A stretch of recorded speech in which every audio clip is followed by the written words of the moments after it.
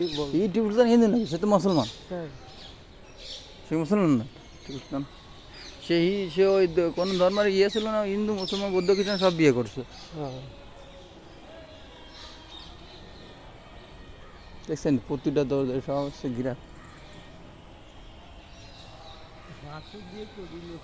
পাথর, আর তো ওইখানে উঠতে দেয় না এখন।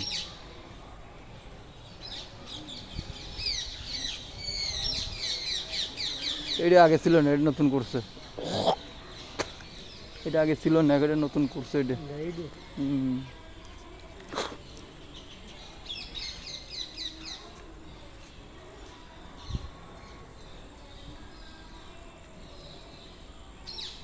এই যে হলো জেলখানা, কয়েদ ঘরে। হ্যাঁ,